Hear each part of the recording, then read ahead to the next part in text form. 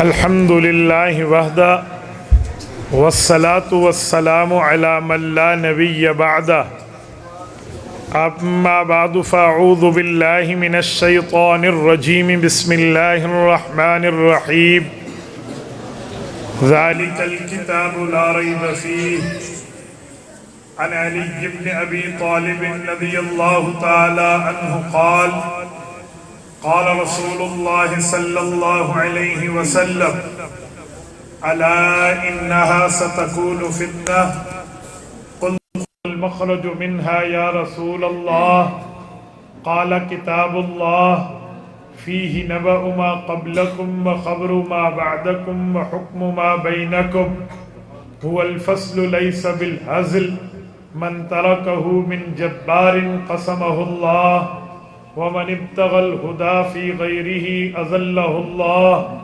وهو حبل الله المتين وهو الذكر الحكيم وهو الصراط المستقيم هو الذي لا تزيغ به الأهواء ولا تلتبس به الألسنة ولا يشبع منه العلماء ولا يخلق عن كثرة الرد ولا ينقضي عجائبه هو الذي إذ سمعته الجن حتى قالوا إنا سمعنا قرآنا عجبا يهدي إلى الرشد فآمنا به من قال به صدق ومن عمل به أجر ومن حكم به عدل ومن دعا إليه هدي إلى صراط مستقيم.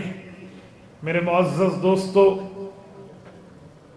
آج 3 فروری 2024 بروز ہفتہ ہے اور میں یہاں ضلع مظفر گڑھ تحصیل جتوئی میں مرکزی عیدگاہ کے اندر عظمت قرآن کریم کانفرنس سے معنون اس پروگرام میں شریک ہوں. میرے دوستو، میرے عزیزم محمد جنید اور محمد ارسلان، اللہ ان کی عمر میں برکت عطا فرمائے، ان حضرات کے واسطے سے ترتیب کے اعتبار سے ہم نے 14 فروری کو یہاں حاضری دینی تھی، لیکن ماشاءاللہ اہل حق کی جماعت جمعیت علماء اسلام اور ان کا نمائندگی کے طور پہ مولانا یحییٰ عباسی دامت برکاتہم العالیہ کا انتخابی میدان میں قدم رکھنا، اس کے لیے ہم نے چاہا کہ ہم ایک تیر سے 2 شکار کر لیں. تو انشاءاللہ تعالی عظمت قرآن پر بھی بات ہوگی اور جمعیت علماء اسلام انتخابی نشان کتاب پر مہر لگانے کے حوالے سے بھی بات ہوگی. آپ توجہ میری طرف رکھنا، میری آنکھوں میں آنکھیں ڈال کر بات سننا. میں انشاءاللہ آپ کا وقت ضائع نہیں ہونے دوں گا. آج ماشاءاللہ یہ 28-30 خوش نصیب نونہالان امت موجود ہیں جنہوں نے مولانا عبید اللہ صاحب سے قرآن کریم کو یاد کیا ہے اور قرآن کریم کو اپنے سینے میں سنبھال کے رکھا ہے. اصل مبارکباد کے مستحق یہ ہیں اور پھر مبارکباد کے مستحق ان کے والدین ہیں جنہوں نے اپنی اولاد کو اللہ کی کتاب کے حفظ کے لیے منتخب کیا، اور پھر اسی طرح مبارکباد کے مستحق ان کے اساتذہ ہیں جنہوں نے اوقات نکالے، اہتمام کے ساتھ ان کو اللہ کا قرآن پڑھایا. میرے دوستوں، میں ایک جملہ سمجھانے لگا ہوں. ہم قرآن کریم یاد کیوں کرتے ہیں؟ یہ لوگ ہم سے پوچھتے ہیں کہ تم مولوی ایک طرف سے تو کہتے ہو کہ قرآن کی حفاظت کی ذمہ داری اللہ نے لی ہے، ایک طرف تمہارا دعویٰ یہ ہے کہ قرآن بدلا نہیں جا سکتا، جیسے قرآن اترا ہے ویسے قرآن اگلی نسلوں تک پہنچے گا، جیسے قرآن اترا ہے ویسے قرآن قیامت تک کے لیے قائم اور دائم رہے گا، اس میں کسی زبر زیر کی تبدیلی کا کوئی امکان موجود نہیں ہے. ہم کہتے ہیں جی ہاں یہ ہمارا دعویٰ ہے، بلکہ ہم اس پر دلائل بھی رکھتے ہیں.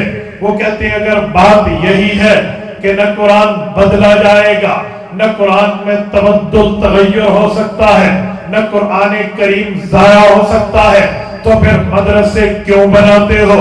مساجد میں کلاسز کیوں لگاتے ہو؟ حافظ قرآن کیوں بناتے ہو؟ قاری قرآن کیوں بناتے ہو؟ عالم قرآن کیوں بناتے ہو؟ تم تو کہتے ہو قرآن یاد کرے گا بچہ، تو پھر فائدہ، حفاظت تو اللہ نے کرنی تھی، بچے نے تو نہیں کرنی، حفاظت تو اللہ نے کرنی تھی، مدرسے نے تو نہیں کرنی، حفاظت تو اللہ نے کرنی تھی، حافظ نے تو نہیں کرنی۔ جب حفاظت کی ذمہ داری اللہ کی، اے معاملہ اللہ کا، تو حفاظت بھی اللہ کریں گے۔ ہمیں مدرسہ بنانے کی ضرورت کیا ہے؟ ہمیں کس بنیاد پر حفاظ کی لائن کو کھڑا کرنے کا اہتمام کرنا چاہیے؟ میں ایسے لبرلز کو جواب دیتے ہوئے کہتا ہوں، تمہارا اعتراض تصویر کا ایک رخ دیکھنے پہ ہے۔ میں آپ کے سامنے یہ گھڑی پہنے ہوئے ہوں، کوئی گھڑی کو اس سائٹ سے دیکھے گا، وہ کہے گا ٹائم نظر نہیں آ رہا، وہ اس سائٹ سے دیکھے گا، کہے گا ٹائم نظر آ رہا ہے۔ تو تصویر کو دونوں رخ سے دیکھتے ہیں، پھر بات سمجھ آتی ہے۔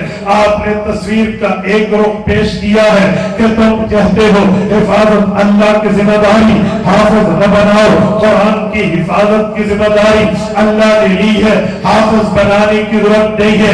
میں کہتا ہوں اچھا اگر یہ بات ہے تو قرآن کریم نے بہت سی حفاظتیں اور بھی بتائی ہیں۔ مثلا رب بتاتے ہیں رزق کی ذمہ داری میری ہے، رزق کی ذمہ داری اللہ نے لی ہے۔ رب کا قرآن اعلان کرتا ہے لا تقتلوا اولادکم خشیۃ املاق نحن نرزقهم وإیاکم۔ اے لوگوں اگر تم اپنے بچوں کو اس لیے مارتے ہو کہ انہیں کھلائیں گے کہاں سے، انہیں کھلائیں گے کہاں سے، ان کا مداوع کہاں سے ہوگا، ان پہ خرچ کہاں سے ہوگا، فرمایا جی نہیں، ڈونٹ وری، تمہیں بے فکر ہونا چاہیے۔ نحن نرزقهم وإیاکم، ہم بڑوں کو بھی رزق دیتے ہیں، رب نے فرمایا ہم چھوٹوں کو بھی رزق دیتے ہیں، تو میں کا رزق کی ذمہ داری بھی اللہ نے لی ہے۔ رب قرآن میں فرماتے ہیں واللہ خیر الرازقین، رزق کی ذمہ داری میں بہترین رزق میرے اللہ نے دینا ہے۔ رب قرآن میں کہتے ہیں ان اللہ هو الرزاق ذو القوة المتین، رب کریم کی طاقت بھی ہے، اللہ کی حکمت بھی ہے، اللہ اپنی طاقت و حکمت کے مطابق رزق دینے پہ قادر ہے، اور رب کا نام رزاق ہے۔ کہتے ہیں جی ہاں، میں نے کہا پھر مجھے بتاؤ تمہیں حافظ قرآن پہ اعتراض نظر آتا ہے، تمہیں دکانوں پہ اعتراض کیوں نظر نہیں آتا، مارکیٹ پہ اعتراض کیوں نظر نہیں آتا، تجارت پہ اعتراض کیوں نظر نہیں آتا، بزنس مین پہ اعتراض کیوں نظر نہیں آتا؟ اور کوئی دکان کھولے تم اسے کہو شٹر کو بند کر، وہ تجارت کرے، تم کہو تجارت چھوڑ دے، وہ کاروبار کرے، تم کہو کاروبار چھوڑ دے۔ کیوں؟ بھئی کاروبار کرتے ہو رزق کمانے کے لیے، دکانیں کھولتے ہو رزق کمانے کے لیے، اور بزنس کرتے ہو رزق کے حصول کے لیے، اور رزق کی حفاظت تو اللہ نے کرنی ہے۔ رزق دکان نے نہیں دینا، رزق بازار نے نہیں دینا، رزق کاروبار نے نہیں دینا، رزق بزنس نے نہیں دینا، رزق رزاق نے دینا ہے، رزق اللہ نے دینا ہے۔ ہم عباد الرزاق ہیں، ہم اللہ کے بندے ہیں۔ اللہ کتے اور خنزیر کو بھی بغیر محنت کے رزق دیتا ہے، اور ہم اشرف المخلوقات ہیں، ہمیں بھی اللہ بغیر محنت کے رزق دے گا۔ لیکن سب کہتے ہیں جی نہیں، دکان کھولنی ہوگی، مارکیٹ کھولنی ہوگی، تجارت کرنی ہوگی، بزنس مینی کرنی ہوگی۔ بھئی وجہ کیا ہے؟ ذمہ داری تو اللہ کی ہے۔ وہ کہتے ہیں اللہ نے عقل دیا ہے، ہم محنت کریں گے، ہم کوشش کریں گے، ہم خون پسینہ بہائیں گے، ہماری کوشش ہوگی، رب کی عطا ہوگی، ہماری محنت ہوگی، اللہ کی دین ہوگی، ہم دکان کھولیں گے، رب گاہک کو متوجہ کرے گا، وہ خریدنے آئے گا، ہم بیچنے دیں گے، پھر یہ کاروبار کا معاملہ ہوگا، مبادلۃ المال بالمال بالتراضی، ہم ایک دوسرے کو رضامندی سے تجارت میں خرید و فروخت کریں گے، بیع و شراء کریں گے، ہمیں رزق حلال ملے گا، ذمہ داری اللہ کی پوری ہوگی۔ اور مزدور کہتا ہے میں صبح دیہاڑی پہ جاؤں گا، شام تک دیہاڑی کروں گا، ذمہ داری اللہ کی پوری ہوگی۔ اور مستری کہتا ہے میں دکان پہ جاؤں گا، میں اڈے پہ جاؤں گا، میں چنائی کروں گا، میں دیواریں بناؤں گا، میں کنسٹرکشن کروں گا، میں تعمیرات کروں گا، تب جا کر ذمہ داری اللہ کی پوری ہوگی۔ کھولی اور تاجر کہتا ہے میں صبح سے شام تک اسواق میں جا کے, بازاروں میں جا کے, منڈیوں میں جا کے, دکانوں میں جا کے لوگوں کو کاروبار پہ متوجہ کروں گا, سیل مینی کروں گا, بزنس مینی کروں گا, تجارت کروں گا, حلال کماؤں گا. اللہ میرے ہاتھوں پہ اپنی ذمہ داری پوری کرے گی. اے لبرل کے لوگوں, جب بات پیٹ کی آئی تیرے عقل نے کام کیا, جب بات رزق کی آئی تیرے دماغ نے کام کیا, جب بات کھانے پینے کی آئی تیری سوچ نے, تیری فیشن نے, تیرے خرد نے کام کیا. اور مولوی پہ بولتا ہے کہ قرآن کی ذمہ داری اللہ نے لی ہے, یہ حافظ کیوں بناتا؟ اور حافظ کے باپ پہ بولتا ہے حفاظت کی ذمہ داری اللہ کی ہے, تو نے بچے کو حافظ کیوں بنایا؟ اور حافظہ کی ماں پہ بولتا ہے کہ تیری بچی نے قرآن حفظ کیوں کیا؟ حفاظت اللہ کرے گا. اور حفظ کے وقت ذمہ داری اللہ نے لی تھی, تو نے دکان کھولی اور حفظ کے وقت بھی ذمہ داری اللہ نے لی ہے.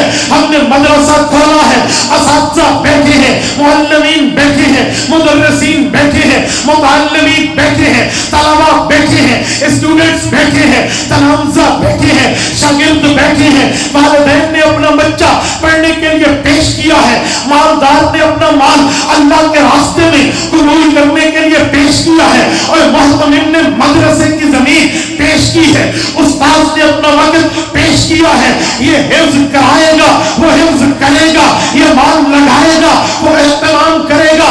جب یہ حافظ بنے گا, حفظ یہ کرے گا, ذمہ داری اللہ کی پوری ہو رہی ہے. تمہیں تجارت میں تو ذمہ داری ہے, خدا دیکھنے پہ کوئی پرابلم نہیں ہے, تمہیں مارکیٹس کھولنے پہ تو کوئی ایشو نہیں ہے, تمہیں تجارت و سیل مینی و بزنس مینی پر کوئی ڈاؤٹ نہیں ہے. وجہ یہ ہے کہ مولوی کیوں کرتا ہے, وجہ یہ ہے کہ حافظ کیوں بناتے ہو, وجہ یہ ہے کہ عالم کیوں بناتے ہو, وجہ یہ ہے کہ معتمم اہتمام میں اور استاد استاذی میں پڑھاتا کیوں ہے. اے خدا کے بندے, میرے پاک نبی پہ قرآن اترا, میرے پاک نبی نے فرمایا فَمَا تَعَلِّمُ النَّاسِ وَعَلِّمُوهَا, اے لوگوں پڑھو قرآن, اے لوگوں پڑھو قرآن. اور میرے پاک نبی نے فرمایا خَيْرُكُمْ مَنْ تَعَلَّمَ الْقُرْآنَ وَعَلَّمَهُ, اے بہتر بندہ بتاؤں اس قاری کو دیکھو, بہتر بندہ بتاؤں اس عالم کو دیکھو. اور میرے پاک نبی نے اس کو بہتر قرار دیا ہے جو قرآن پڑھتا بھی ہے, قرآن پڑھاتا بھی. اور سنیں, میں لبرلز کے دماغوں پہ حیران ہوں کہ جب دین کی باری آئے تو اعتراض ہوتا ہے, بھئی حفاظت تو اللہ نے کرنی ہے. اور بھائی اللہ حفاظت کرے گا, لیکن ہماری خوش قسمتی کے ہماری اولاد کے ذریعے کر رہا ہے. اور خدا کے بندے, نماز تو پڑھی جائے گی, بغیر صف کے بھی پڑھ لیں گے ہم, کیا پرابلم ہے؟ بغیر مسجد کے بھی پڑھ لیں گے, مسجد نہیں ہوگی تو پاک زمین پر مصلی بچھا کے پڑھیں گے. لیکن خوش قسمتی اس زمین دینے والے کی جو زمین لے کر دے رہا, خوش قسمتی اس مال والے کی جو صف لے کر دے رہا کہ پڑھی تو ویسے جائے گی, چلو میرا مال استعمال ہو جائے. قرآن کی حفاظت تو اللہ نے کرنی ہے, وہ تو ویسے بھی کرے گا. ان کے ماں باپ نے سوچا چلو ہماری اولاد استعمال ہو جائے. اور سنو, آج اسکول کی تعلیم پڑھاتے ہو, کالجز میں بھیجتے ہو, یونیورسٹیز لیول تک جاتے ہو, کوئی پرابلم نہیں ہے. لیکن جب بات مدرسے کی آئی, بات دینداروں کی آئے, بات اللہ کے قرآن نبی کے فرمان کی آئے, تو اعتراضات کھڑے ہو جاتے ہیں. یہ کفر سے متاثر ہونے کی دلیل ہے, شدت سے متاثر ہونے کی دلیل ہے, اور دین سے بیزار طبقے سے متاثر ہونے کی دلیل ہے. بھائیو, ہم نے دنیا بھی پڑھی ہے, اسکول بھی پڑھا ہے, کالجز بھی پڑھے ہیں, یونیورسٹیز بھی پڑھے ہیں, اور اس لیے پڑھے ہیں تاکہ دنیا بہتر ہو. اور ہم نے قرآن بھی پڑھا ہے, نبی کا فرمان بھی پڑھا ہے, صحابہ اہل بیت کے علوم بھی پڑھے ہیں تاکہ دنیا بھی بہتر ہو, قبر بھی بہتر ہو, آخرت بھی بہتر.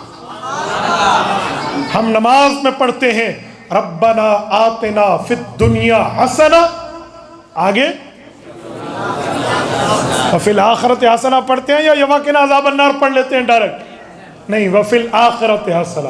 یہ وفی الآخرت حسنہ کیا ہے؟ علماء کے پاس آ کے کبھی ترجمہ پوچھ لو کہ حضرت وفی الآخرت حسنہ کا ٹرانسلیٹ کر دیں. اجی مطلب میننگ مراد تفسیر تشریح وضاحت دے دیں کیا مطلب ہے اس کا.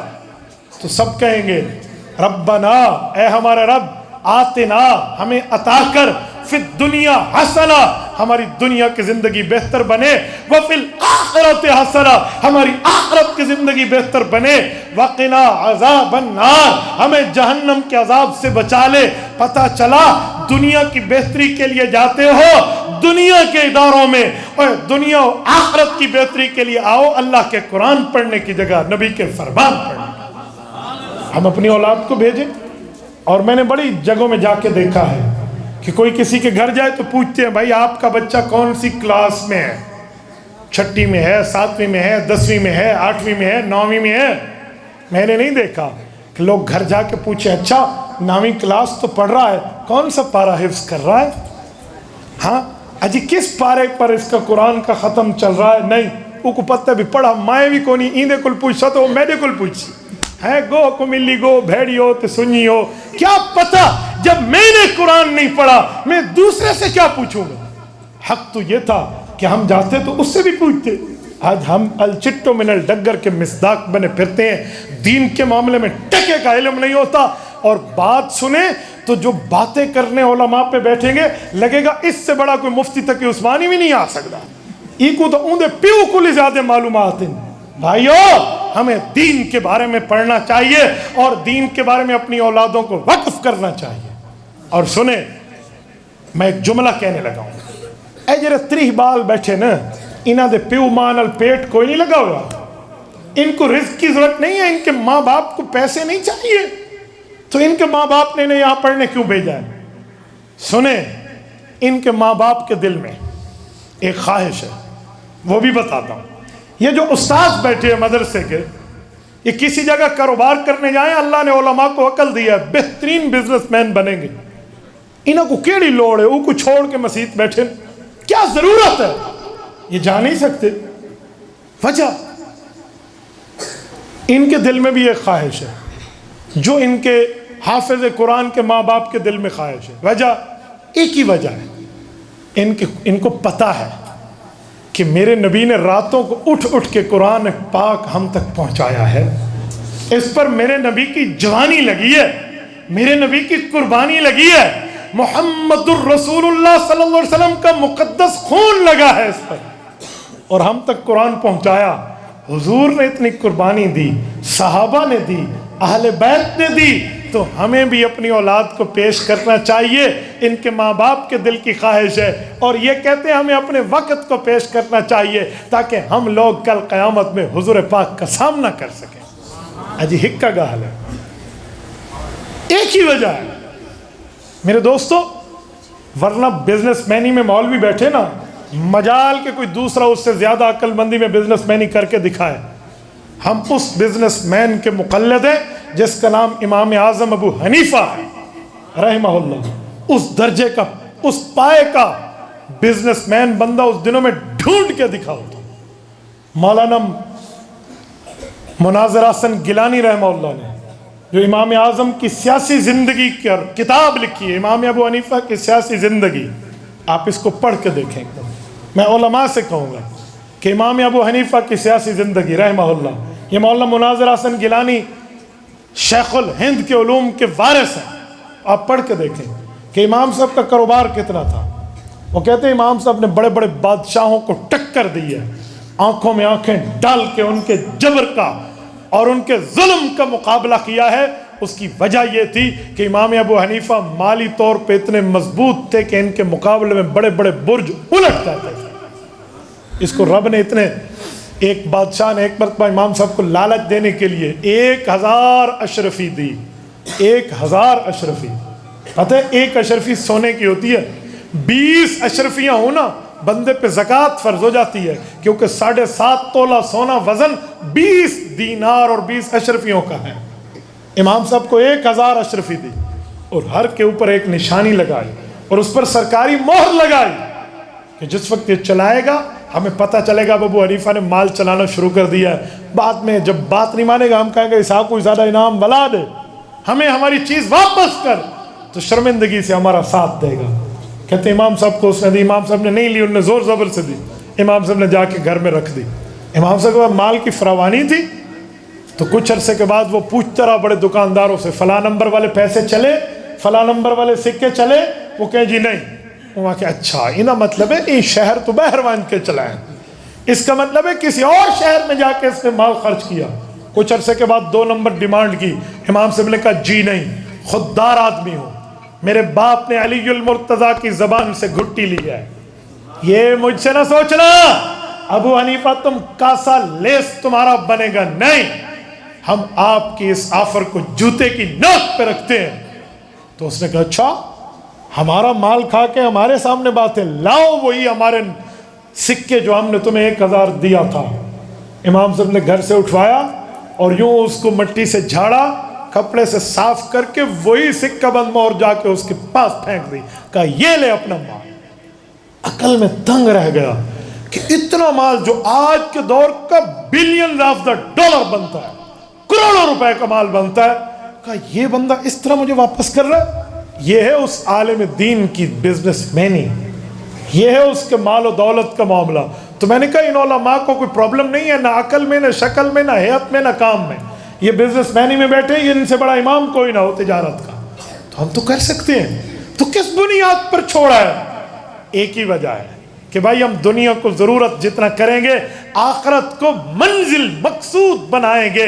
तो जो हुजूर के सीने में तड़प उठी थी, अल्लाह तेरा कलाम अगली नस्लों तक पहुँचे, तेरा कुरान अगली नस्लों तक पहुँचे, तेरा दीन अगली नस्लों तक पहुँचे, अल्लाह तेरी शरीयत अगली नस्लों तक पहुँचे, हुजूर की इस ख्वाहिश की तकमील के लिए वालिदैन बच्चों को भेज रहे हैं, मालदार माल दे रहे हैं, असातिज़ा अपने औकात दे रहे हैं।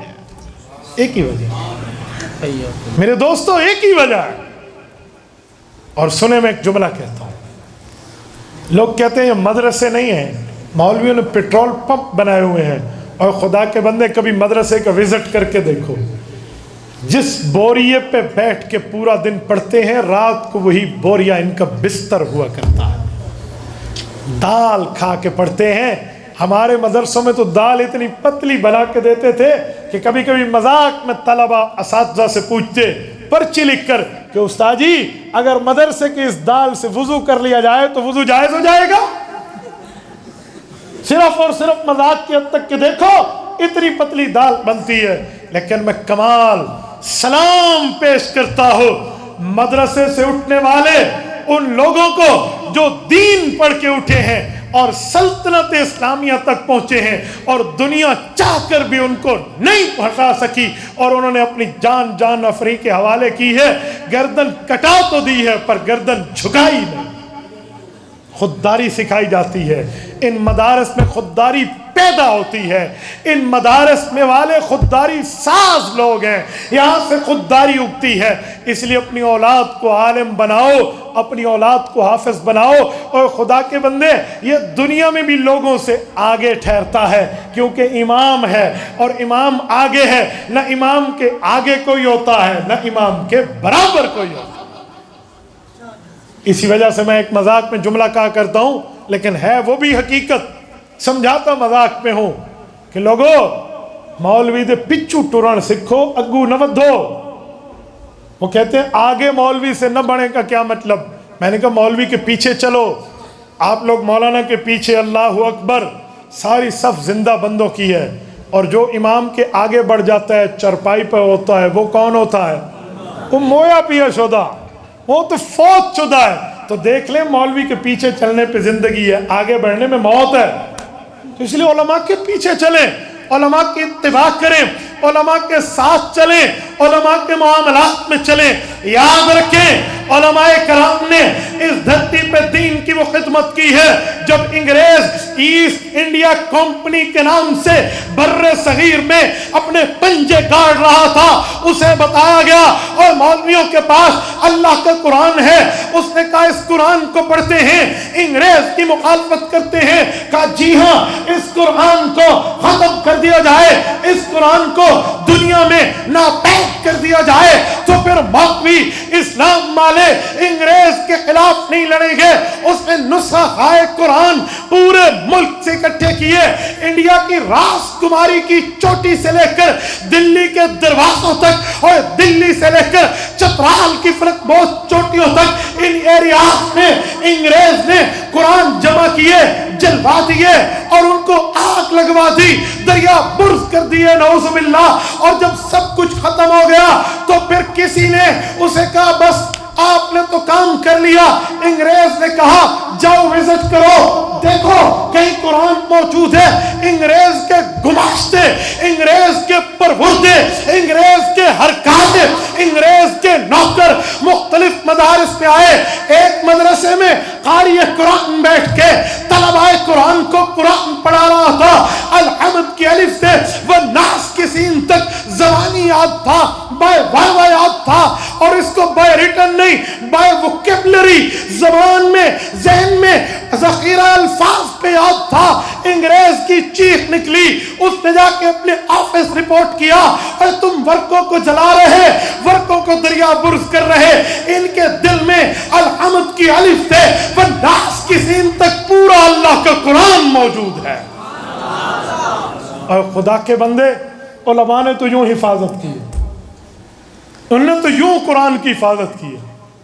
میں بڑا حیران ہوتا ہوں کہ 14,000 علماء کو انگریز نے پھانسی کے پھندے پر لٹکایا. 14,000. آج جس کو صفریں نہیں آتی نا کہ 14,000 میں کتنی صفریں آتی ہیں, 3 آتی ہیں یا 4 آتی ہیں یا 5 آتی ہیں, وہ بھی علماء پہ بول رہا ہوتا ہے. 14,000 علماء کو پھانسیاں لگوائی, قتل کروایا, تختہ دار پر لٹکایا. لیکن سنو, سر میرا لٹکا کے ظالم نے کہا پھل لگا ہے آج نخلے دار پہ. اس کے باوجود بھی اللہ کے قرآن سے اور نبی کے فرمان سے علماء کی وفاداری دنیا میں مثال ہے. میرے ساتھیوں, ان لوگوں نے کام کیا اور میں آج تک علماء کو دیکھتا ہوں. مقتدیوں میں جو علماء پر بک بک کرتے ہیں ان کے بچوں کو بھی قرآن مولوی پڑھا رہا ہوتا ہے. جن کو مولویوں کی اوپر زبانیں بولتی نہیں تھکتی, جو علماء کے خلاف بک بک کر رہے ہوتے ہیں, ان کو بھی عالم دین قرآن پڑھا رہا ہے. میں نے پرسوں ایک جگہ کی کارگزاری سنی کہ ان کے سر کے اوپر یہودی ایجنٹ کی جماعتوں والی ٹوپی ہے اور عالم دین پھر بھی ان کو بیٹھ کے اللہ کا قرآن ان بچوں کو پڑھا رہا ہے.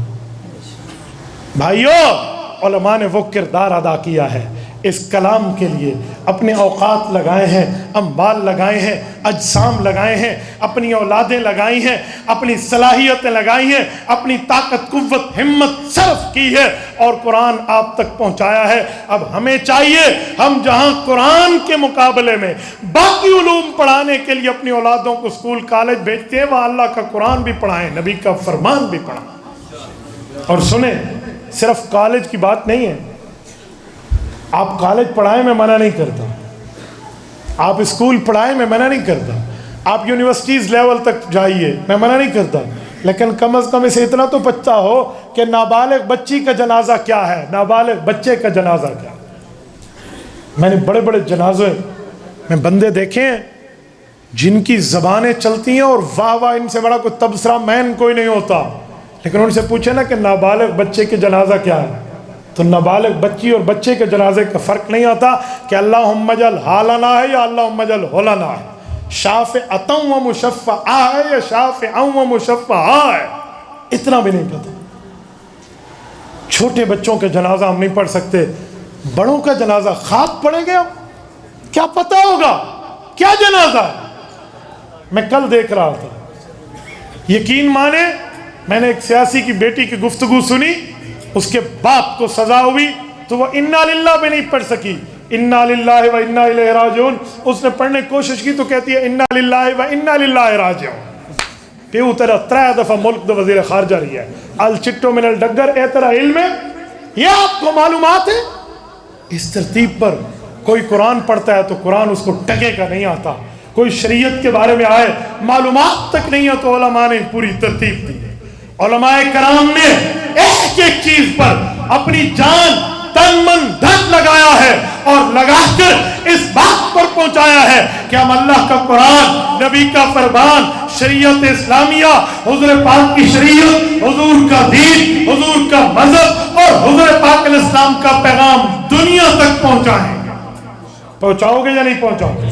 جتنے بیٹھے ہیں میں آپ حضرات سے کہتا ہوں، آپ کے سامنے میں نے گفتگو اللہ کے قرآن کے لیے، نبی کے فرمان کے لیے کی ہے، تو کیا اپنی اولادوں کو اسکول کالج کے ساتھ ساتھ دیندار بناؤ گے یا نہیں بناؤ گے؟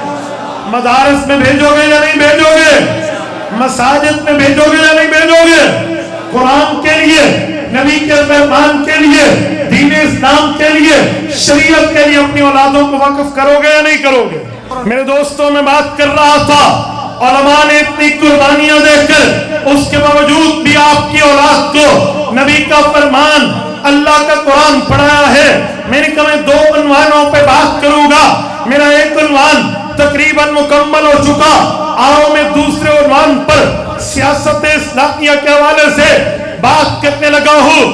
ہمتن گوش متوجہ ہو جائیے، اپنی کان کی کھڑکیاں کھول کے دل تک میرے ان جملوں کو راستہ دیجئے۔ آج ماشاءاللہ آپ کے حلقہ جتوئی سے حضرت مولانا یحییٰ عباسی دامت برکاتہم العالیہ جمعیت علماء اسلام کے انتخابی نشان کتاب پر صوبائی سیٹ کے الیکشن لڑ رہے ہیں۔ میری دعا ہے اللہ ان کو کامیابیوں کا تاج عطا فرمائے، اللہ کامرانیوں کا تاج عطا فرمائے۔ لیکن میں ایک جملہ سمجھانے کے لیے آپ کی خدمت میں کہتا ہوں، آج لوگ کہتے ہیں اور مولوی مسجد میں بیٹھے، مولوی مدرسے میں بیٹھے، مولوی کو کیا ضرورت پڑی ہے؟ وہ اسمبلی کی بات کرتا ہے، وہ سیاست کی بات کرتا ہے۔ آؤ میں آپ کی خدمت میں بات پیش کر رہا ہوں، وہ لوگوں، مولوی کو اپنے ماں کے پیٹ سے پڑھ کے نہیں آیا، اس نے نبی کا فرمان پڑھا ہے، اللہ کا قرآن پڑھا ہے۔ ہم مولوی کے پیچھے نماز اس لیے نہیں پڑھتے کہ اس کی شکل اچھی، اس کا لباس اچھا، ہم مولوی کے پیچھے نماز اس لیے پڑھتے ہیں یہ نبی کا وارث ہے، اس نے نبوت کی میراث کو سنبھالا ہے۔ آؤ پیغمبر کی میراث کیا ہے، نبوت کی میراث کیا ہے؟ اور نبی کی میراث جہاں پر مصلی امامت ہے، نبی کی میراث جہاں پر منبر خطابت ہے، اور نبی کی میراث جہاں پر درس و تدریس ہے، تعلیم و تجوید ہے، تزکیہ و خانقاہ ہے، اور اسی طرح مولوی کے معاملات میں تبلیغ ہے۔ وہی مولوی کے وراثت انبیاء میں سیاست اسلامیہ بھی مولوی کی میراث ہے۔ آپ کہیں گے کیسے؟ اللہ کا قرآن کھولو، سورۃ صاد کھولو، آیت نمبر 26 کھولو۔ رب کریم نے وقت کے نبی حضرت داؤد کو خطاب کر کے فرمایا، یا داؤد انا جعلناک خلیفۃ فی الارض۔ رب کریم نے حضرت داؤد علیہ السلام کو نبوت دے دی تھی، شریعت دے دی تھی، پیغمبری دے دی تھی، رسالت دے دی تھی۔ پھر رب نے خلافت کی بات کس بنیاد پہ کی ہے؟ رب فرماتے ہیں انا جعلناک خلیفۃ فی الارض۔ داؤد علیہ السلام ہم نے آپ کو زمین میں خلافت دی ہے۔ یہ سیاست اسلامیہ کی طرف اشارہ ہے کہ نبی نے جہاں نماز پڑھانی ہے، نبی نے جہاں روزہ رکھوانا ہے، نبی نے جہاں پر دین بتانا ہے، وہاں پر سیاست اسلامیہ کا کام بھی وقت کے نبی کا۔ آؤ سورت یوسف میں رب کریم نے حضرت یوسف علیہ السلام کی بات فرمائی، اجعلنی علی خزائن الارض، کہ یوسف علیہ السلام وزارت خزانہ کے امیدوار تھے۔ کیوں؟ کس بنیاد پر؟ یوسف علیہ السلام کے بعد حسن ایسا ہے کہ ان کے حسن کو دیکھ کر مصر کی عورتوں نے اپنی انگلیاں کاٹ لیں پھلوں کے بجائے۔ اوئے ان کے پاس تو خوبصورتی ہے، ان کے پاس تو نبوت ہے، ان کے پاس تو شریعت ہے، یہ نبی ابن نبی ابن نبی ابن نبی ہے۔ اور یوسف بن یعقوب بن اسحاق بن ابراہیم علیہ السلام، اور باپ داداؤں سے اب کے ولی نہیں نبی گزرے ہیں۔ وزارت خزانہ کس بنیاد پہ مانگی ہے؟ اس کے امیدوار کیوں بنے ہیں؟ شاید آج کے دور کا کوئی یوتھیا ہوتا تو انہیں کہتا اس وقت حضرت اللہ نے آپ کو نبوت دی ہے، آپ محراب و مصلی سنبھالے، آپ سیاست کی بات فرما رہے ہیں۔ سنیں کیوں بات کی ہے؟ پتہ چلا نبی بھی ہے، دین کا امام بھی ہے، شریعت کا وہ رہنما بھی ہے، اور سیاست اسلامیہ کا سلطان بھی ہے۔ आओ आगे चलते हैं। हजरत सुलेमान अलैहिस्सलाम के लिए कुरान कहता है वसुलैमान अर्रीहा गुदुव्वुहा शहरम व रवाहुहा शहर। सुलेमान अलैहिस्सलाम सियासी असफार फरमाते, सुबह से शाम, शाम से सुबह वो सफर करते जो महीनों महीनों में लोग करते, तख्त शाही पे उड़ते। क्यों? वजह लोगों का इंतजाम, इंसराम, हुकूमत का संभालते। ये 3 आयात कुरान की मैंने समझाने के लिए सियासी आयात से झलक पेश की है। तो कुरान सियासत अंबिया की बात करता है, वक्त का नबी सियासत करता, और कोई नहीं कर सकता। ता वक्त के हुजूर का दौर आया। खोलो सही बुखारी जिल्द नंबर 1 किताबुल अंबिया बाब हद्दिसु अन जिक्र बनी इसराइल वला हरज।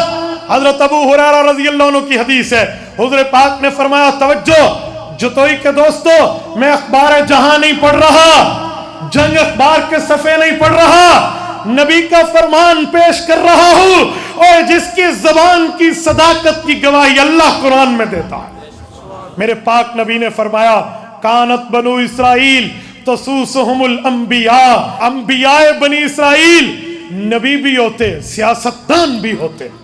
कुल्लमा हलक नबियुन खलफहु नबी, एक नबी फौत होते अल्लाह दूसरे को नबुव्वत का ताज भी देते, सियासत का ताज भी देते। फरमाया इन्नहु ला नबी अबादी। तवज्जो, हुजूर ने फरमाया मैं आखिरी नबी हूं, अंबिया का आखिरी सियासतदान हूं। सहाबा ने यूं सवालिया नजरों से देखा, या रसूल अल्लाह आपके बाद नबुव्वत खत्म तो सियासत भी खत्म। हुजूर ने सहाबा की आंखों में उभरते हुए सवाल को समझ लिया। फरमाया जी नहीं, फसयकूनु बादी खुलफा फयक्सरून, मेरे बाद उलमा मेरे सियासत में वारिस बन के आते रहेंगे। और हमने मौलवी के पीछे नमाज पढ़ी है, हुजूर का वारिस समझकर हम सियासत के लिए मौलवी को वोट देंगे, हुजूर का वारिस। आज लोग हमें कहते हैं मौलवी को क्या पढ़िए। एक शख्स ने हजरत अब्बास साहब मुझे उसने कहा कि मौलवी गंदले मैदान में क्यों जाते हैं, फजूल मैदान है सियासत का। मैंने कहा भाई फजूल इसलिए बना है कि तुझ जैसे साधे तूरियों ने 2 नंबरों को वोट दिए हैं, उन्होंने जाके वहां फजूल काम किए हैं। तू मुंतखब करता उलमा को, जैसे ये मदरसे में काल अल्लाह काल रसूलुल्लाह सुनाते हैं, ये वहां भी वही सुनाते हैं। तुमने मुंतखब उन्हें किया है जिन्हें न दीन पता, न शरीयत पता, न ईमान पता, न इस्लाम पता, कुछ भी नहीं पता। और हाल ये है आप मुंतखब करो उलमा को, उलमाए कराम ही सियासत के वारिस हैं। मुझसे उस दिन एक साफ़ी ने पूछा मौलाना जो दलाइल आप कुरान हदीस से दे रहे हैं इससे पता चलता है कि सियासत का वारिस तो सिर्फ आलिम है, दूसरा नहीं है। मैंने कहा जी हाँ, ये हकीकत है कि सियासत का वारिस आलिम है क्योंकि नबुव्वत की मिरास है। लेकिन जो गैर आलिम चले तो उलमा की ज़ेर निगरानी चले, उलमा से पूछ पूछ के चले। हाँ, इमाम वो होता है जिसमें शरीयत की सारी चीज़ें पूरी हों, मुक्तदी कोई भी चल जाता है, मुक्तदी कोई भी हो जाता है, लेकिन पहला काम आलिम का है। मुझे बड़ी खुशी है यहाँ कई उलमा हैं, मतलब ये देखो 30 बंदे कुरान के हाफिज बन के आपके सामने बैठे हैं, बड़े उलमा हुफ़ाज बैठे हैं। लेकिन हज़रत अब्बास साहब को रब जज़ाए खैर अता फरमाए, इन्होंने उस मजलूम मैदान में कदम रखा है जो है दीन का मैदान। लोग इसे दुनियादारी समझते हैं, लोग कहते हैं अजी मौलवी को केरी पहियो इतना आया बैठे। सुनो मैं एक बात और भी कहता हूँ, कुछ लोग उलमा के बारे में कहते हैं ठीक है सियासत इस्लामिया में नबी के वारिस हैं, लेकिन सही मौलवी जितेंगे कोई नहीं। वो कहते हैं मौलवी ने जीतना नहीं है, हम क्यों इसको वोट दें। और खुदा के बंदे, अल्लाह का कुरान कहता है अंतुअद्दुल अमानाति इला अहलिहा, कि अमानत को उसके हकदार तक पहुंचाओ। और तुमसे ये नहीं पूछा जाएगा तूने मौलवी को जितवाया नहीं जितवाया, तुझसे ये पूछा जाएगा कि तूने साथ किसका दिया था।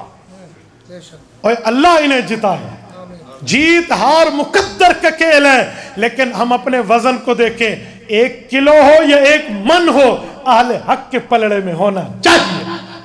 ये ना कहें अच्छा कुछ लोग कहते मौलवी जीतना नहीं होता है, कोई जिब्राइल अलैहिस्सलाम आके दस गया, तुझे जिब्राइल ने बताया, वही तो खत्म है। हम तो खत्म नबुव्वत के कायल हैं, और खत्म नबुव्वत की वजह से सियासत उलमा को मिली है। तुझे किसने कहा जी मौलवी नहीं जीतना? या तो तू जासूस है, धांधली करेंगे हैं, तेरा कोई धांधली वाला कोई चक्कर रोला शोला कोई संबंध है, नहीं तो तू खाम खाते में ठोकी खड़ोते त्री मार खान। और अल्लाह के बंदे, हम ये देखेंगे हमारा वजन किसके साथ है। तो ये थोड़ी है एक मस्जिद में अगर 5 मुक्तदी हों تم کو ہم مسجد میں نہیں جاتے، اسا اپنی دکان تے نماز پڑھ سوچا، اور خدا کے بندے مسجد میں 5 ہیں یا 6 ہیں یا 5000 ہیں، اللہ یہ پوچھے گا تو مسجد گیا میں یا کون نہیں گیا؟ رب یہ پوچھے گا تو گیا تھا یا نہیں گیا تھا؟ اور اللہ مجھ سے یہ نہیں پوچھے گا تو نے جتایا تھا یا نہیں جتایا تھا، رب پوچھے گا تو اور تیری فیملی کس کے ساتھ تھے، تو اپنا بتا، تیرے بیوی بچے کس کے ساتھ تھے؟ تو میرے دوستو اس بات سے قطع نظر کوئی جیتتا ہے یا کوئی ہارتا ہے، ہم علماء کے ساتھ تھے، ہیں اور رہیں گے انشاءاللہ۔ اور ساتھیوں میں ایک بات اور بھی کرتا ہوں، جمعیت علماء اسلام نے ہمیشہ ہر دور میں، وہ کہتے ہیں نا ہم نے ہر دور میں تقدیس رسالت کے لیے وقت کی تیز ہواؤں سے بغاوت کی ہے، توڑ کر سلسلہ رسم سیاست کو فسو ہم نے ایک فقط نام محمد سے محبت کی ہے۔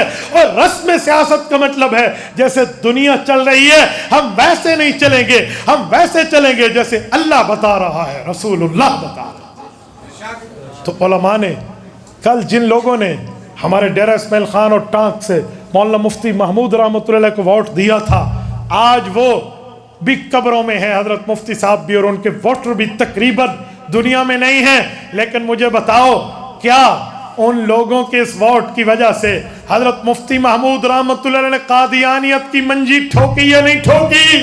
بولو بولو آخر تک بتائیے، ٹھوکی یا نہیں ٹھوکی؟ تو جب ٹھوکی تو جن لوگوں نے ووٹ دیا تھا ان کو ثواب نہیں ملے گا؟ ان کی قبریں ٹھنڈی نہیں ہوگی؟ اور کل قادیانیوں کی منجی ٹھوکی تھی جمعیت علماء نے، آج پاور میں آئے ہیں تو ناموس صحابہ و اہل بیت بل پیش کر کے قادیانیوں کی چھوٹے بہن بھائیوں کی میں منجی ٹھوک دی۔ اور ساتھیوں میں آپ سے ایک اور بات کرتا ہوں، توجہ، یہ بات ذہن میں رکھنا کہ ووٹ ایک امانت ہے، اور امانت کو امانت دار کے حق تک پہنچانا آپ کی اور میری دینی ذمہ داری ہے۔ ایک بات میں مزید کر رہا ہوں، آج کل ہم مردوں میں تو بڑی کوشش کرتے ہیں، اجی مرد ہم سارے اور بندوں کو بتا دیا، عورتوں پہ ہم مولوی بھی توجہ نہیں دیتے۔ اور پاکستان کے الیکشن کمیشن کے سروے کے مطابق خواتین ووٹر کی تعداد مردوں سے زیادہ ہے۔ تو آپ کو صرف اپنے لیے کوشش نہیں کرنی، اپنی اماں جان، اپنی بہنا جی، اپنی بیٹی، اپنی بیوی، اپنے رشتہ داروں کو بھی ترغیب بھی دینی ہے۔ تائید کے لیے گھروں سے اس دن باپردہ نکال کے پرچی کتاب پر مہر بھی لگوائے۔ جتنے بندے بیٹھے ہیں میں آپ سب کو کہتا ہوں، اگر ہماری والدہ شہر سے باہر ہیں اور خدا کے بندے کرایہ لگا لو، کیا ہوتا ہے تیرے 10 روپے آج لگیں گے، کل قیامت پہ ہو سکتے علماء کی تائید میں تیرا جنت جانے کا سبب بن جائے۔ آج کل لوگ کہتے ہیں مولوی نال کھڑومنا جنت میں ہی نا، میں کہتا ہوں سنو، میں جواب دے رہا ہوں، نبی کے ساتھ ٹھہرنا مجھے بتاؤ جنتی ہونے کی دلیل ہے یا نہیں؟ اور جب نبی نہ ہوں، نبی کا وارث ہو، اس کے ساتھ ٹھہرنا کیا ہے؟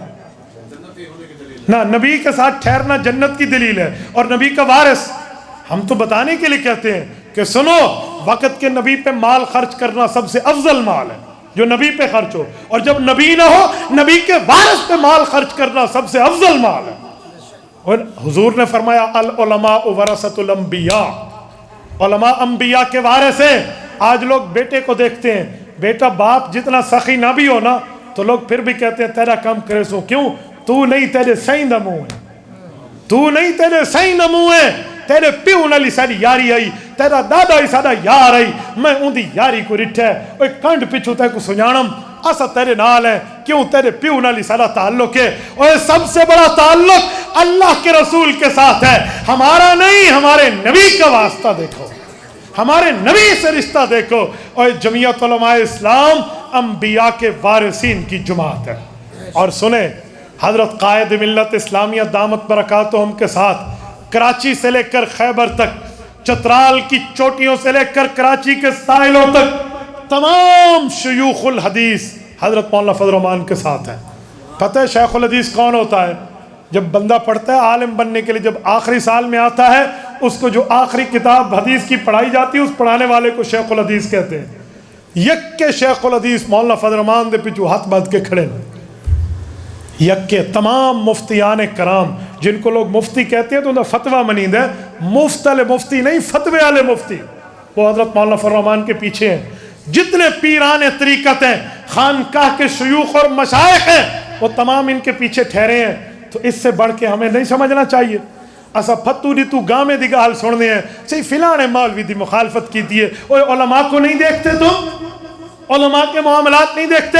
اور سنے میں ایک جملہ کہتا ہوں, علماء کے کہنے پہ زکوٰۃ دیتے ہو, علماء کے کہنے پہ روزہ رکھتے ہو, علماء کے کہنے پہ حج کی ترتیبیں سمجھتے ہو, علماء کے کہنے پہ عمرے کی ترتیبیں سمجھتے ہو, تو پھر دنیا میں بھی علماء کے ساتھ رہو, آخرت میں بھی علماء کے ساتھ. سورۃ یاسین پڑھتے ہیں یا نہیں پڑھتے؟ اس کی ایک آیت کا ترجمہ پیش کر رہا ہوں. اے فجر لے گھر وانتے تے وان ترجمہ ملائے چا. سورت نمبر 36 سورۃ یاسین, چوتھے رکوع میں رب فرماتے ہیں الیوم نختم علی افواہہم وتکلمنا ایدیہم وتشہد ارجلہم بما کانوا یکسبون. فرمایا لوگوں قیامت کا دن ہوگا, تمہارے منہ پر مہر لگا دی جائے گی. جتا کوڑ مارنا ہو میں نے منہ کو نہیں مار سکتے. الیوم نختم علی افواہہم, تو پھر حساب کیسے ہوگا؟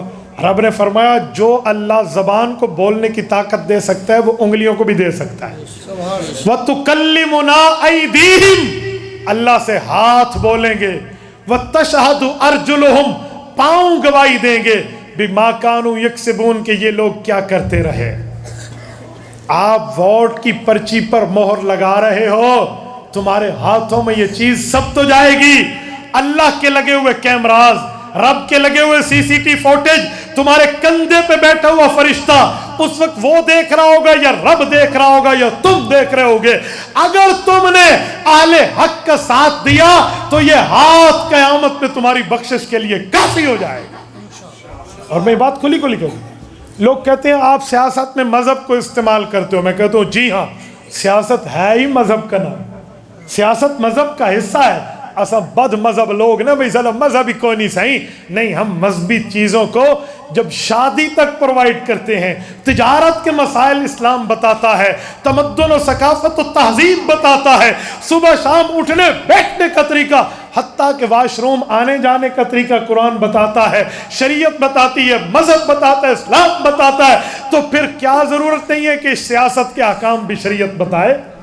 تو اس لیے علماء کو منتخب کریں. جتنے حضرات بیٹھے ہیں میں آپ سے اس بات کی گزارش کروں گا, خود بھی چلیں, اپنی فیملیز کو بھی لے کر چلیں, اپنے گھر والوں کو بھی لے کر چلیں.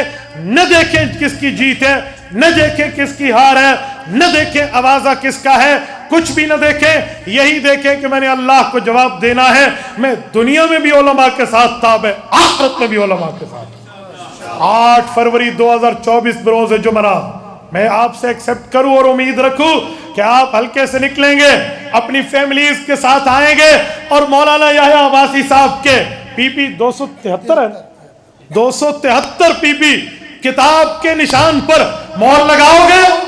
جتنے بیٹھے ہو ہاتھ کھڑا کر کے وعدہ کرو مہر لگاؤ گے.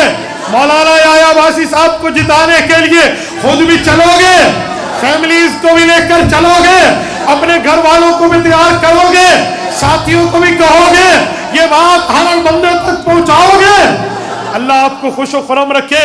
آج آپ نے وعدہ کر لیا, ہمارے جماعت کے حضرات کہتے ہیں ارادے پر بھی نیکی ہے, اور اسی نیکی کو پورا بھی کرنا ہے, ادھورا بھی نہیں چھوڑنا.